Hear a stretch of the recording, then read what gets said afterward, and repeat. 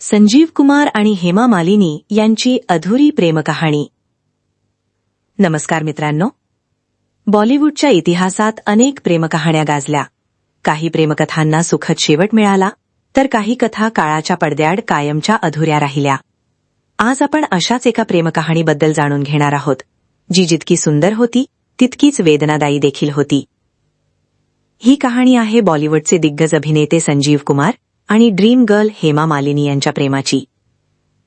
एक अशी प्रेमकहाणी जी एका अटीमुळे सुरू होण्याआधीच संपली. चला जाणून घेऊया या दोघांच्या आयुष्यात नेमकं काय घडलं होतं. 1970च्या दशकात बॉलिवूडमध्ये अनेक सुपरस्टार्सचा दबदबा होता. त्यामध्ये एक नाव होतं संजीव कुमार यांचं. आपल्या दमदार अभिनयाने त्यांनी प्रेक्षकांच्या मनात वेगळं स्थान निर्माण केलं होतं.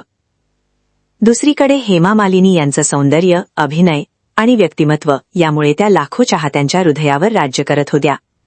त्यांना ड्रीम गर्ल म्हणून ओळख मिळाली होती. दोघांनी एकत्र अनेक चित्रपटांमध्ये काम केलं. सीता और गीता, शोले आणि इतर अनेक चित्रपटांमधील त्यांची जोडी प्रेक्षकांना खूप आवडली. शूटिंग दरम्यान दोघांमध्ये चांगली मैत्री निर्माण झाली. ही मैत्री हळूहळू जवळीकमध्ये बदलू लागली. संजीव कुमार यांच्या मनात हेमा मालिनी यांच्याबद्दल विशेष भावना निर्माण झाल्या होत्या. असं म्हटलं जातं की संजीव कुमार हेमा मालिनी यांच्या प्रेमात पूर्णपणे बुडाले होते. त्यांना वाटत होतं की हेमा त्यांच्या आयुष्याची जोडीदार व्हावी. काही काळानंतर त्यांनी आपल्या भावना स्पष्टपणे व्यक्त केल्या आणि हेमा मालिनी यांच्यासमोर लग्नाचा प्रस्ताव ठेवला. हेमा मालिनी यांच्याही मनात संजीव कुमार यांच्याबद्दल आदर होता. त्यांच्या अभिनयाची त्या चाहती होत्या. मात्र प्रेम आणि लग्न यामध्ये एक मोठा फरक असतो.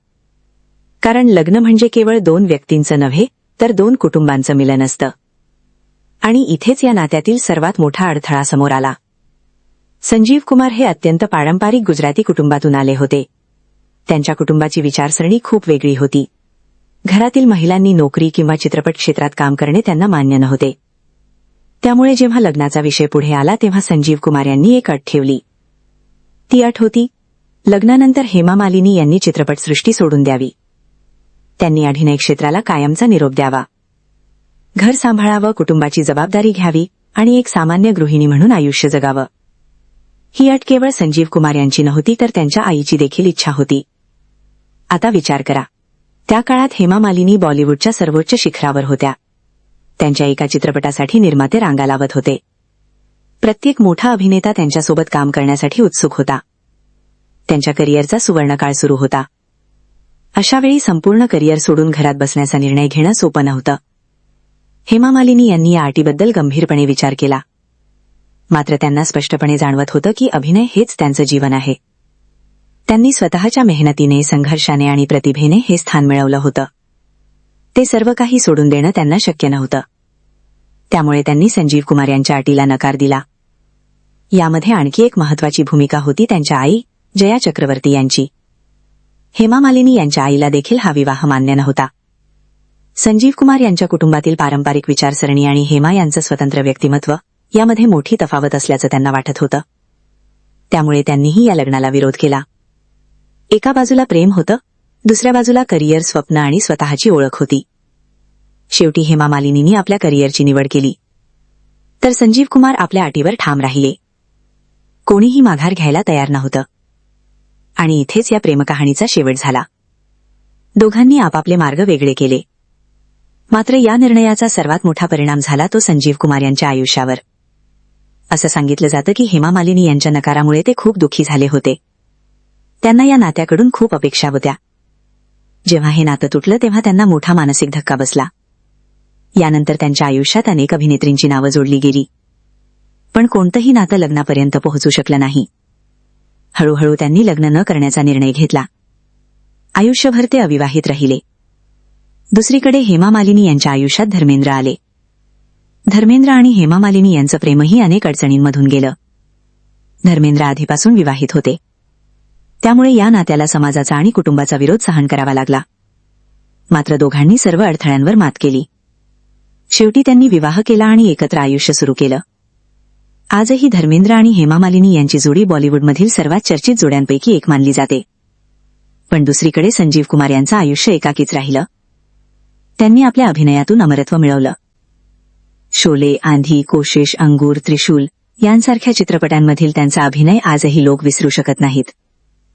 मात्र वैयक्तिक आयुष्यात त्यांना हवी असलेली साथ कधीच मिळाली नाही. संजीव कुमार यांना हृदयविकाराचा त्रास होता. कुटुंबामध्ये हृदयविकाराचा इतिहासही होता. अखेर 6 नोव्हेंबर 1985 रोजी अवघ्या 47व्या वर्षी त्यांचं निधन झालं.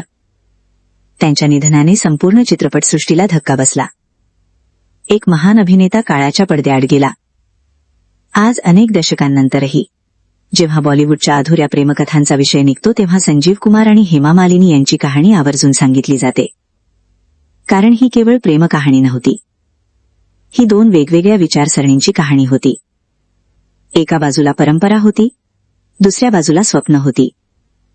एका बाजूला प्रेम होतं, दुसऱ्या बाजूला स्वतःची ओळख होती. कदाचित त्या एका अटीचा हट्ट नसता. कदाचित दोघांनी थोडी तडजोड केली असती तर बॉलिवूडचा इतिहास काहीसा वेगळा असता. पण नियतीला काही वेगळंच मान्य होतं. आणि म्हणूनच ही प्रेमकहाणी आजही अधुरी प्रेमकहाणी म्हणून ओळखली जाते. मित्रांनो, तुम्हाला काय वाटतं? हेमा मालिनींनी करिअरची निवड करून योग्य निर्णय घेतला होता का? की प्रेमासाठी थोडी तडजोड करायला हवी होती? तुमचं मत कमेंटमध्ये नक्की सांगा. व्हिडिओ आवडला असेल तर लाईक करा, शेअर करा.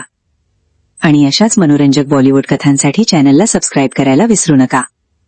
धन्यवाद.